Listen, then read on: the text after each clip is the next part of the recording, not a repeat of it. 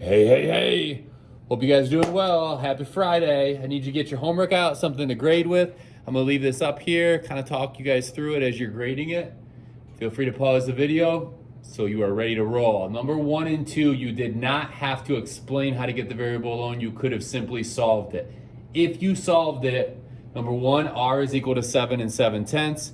For number 2, z is equal to 27 and 3/10. Number 3 was 42 and 4/10. 4 is 17 and 4/10. For 5, it's 37 and 72/100. For 6, it is 5 and 2/100. Okay, moving on. Number 12 is 17 and 2/10. 13 is 34 and 85/100. 14 is 9 and 7/10. 15 is 104 and 35/100. 16 is 27 and 1/10. And 17 is 31 and 53/100. If you you should have attempted 18. The correct answer would have been some form of 4 and 6/10 plus h, or you could have said h plus 4 and 6/10 equals 8. When you do the inverse,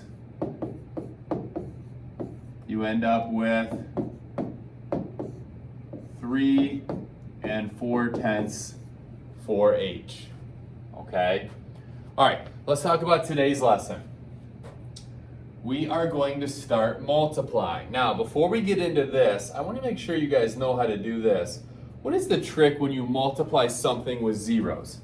So for example, if I gave you a problem that said 40 multiplied by 80, what is the product?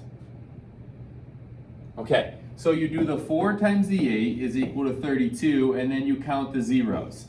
So 40 times 80 would be 3,200. If I gave you 500 times 7, 5 times 7 is 35. Again, 2 zeros, 3,500. 600 times 80. 6 times 8 is 48. With the zeros, it ends up being 48,000. That estimation kind of comes in handy sometimes when we multiply. I just wanted to review that and make sure everybody knew the zero trick. Okay, I'm gonna leave this problem up there for a second. I'd like you guys to take a look at multiplying the decimals. This is again a reviewed skill from 5th grade. This example I think shows it really well. Okay, 3 and 77/100 multiplied by 2 and 8/10. You always put the number with the most digits, not necessarily the biggest one, but the longest one on top. Okay?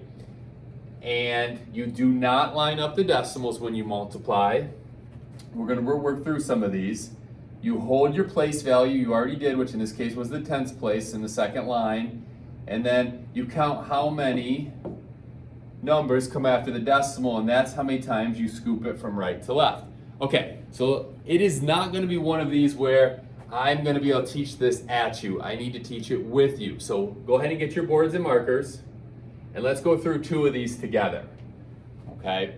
All right, first one. If it is 1 and 2/10 multiplied by 3 and 4/10. For this one, they both have 2 digits. Actually, I read it wrong. It's 1 and 2/10 multiplied by 34/100. You don't line up the decimals, okay? Try this on your whiteboard. Pause the video. All right, hopefully I'm back. 2 times 4 is 8. 1 times 4 is 4. Now, we hold the place value that we just took care of. 2 times 3 is 6. 1 times 3 is 3. I add them up, and I get an answer like that. Now, my answer is not 408. So what I need to do here is I count my place values, and you should be doing that, and my decimal is going to swoop or scoop that many spots from right to left. So I start here and I go 1, 2, 3, and my answer is 408 thousandths. Okay, the next one's going to be a little bit bigger, and we're going to see how you guys do with that. So now I would like you guys to try 52 and 8/10 multiplied by 9 and 6/10. So I have to put this one on top because it has more digits. Okay, I want you to try that. And when you're done, come back. Okay, 8 times 6 is 48. I put down the 8, I carry the 4. 2 times 6 is 12, plus 4 is 16. I put down the 6, carry the 1. 5 times 6 is 30 plus 1 is 31. I hold my place value with a 0. 8 times 9 is 72. I put down the 2. I carry the 7. 2 times 9 is 18 plus 7 would give me 25. I put down the 5. I carry the 2. 5 times 9 is 45 plus 2 is 47. This is a big boy here.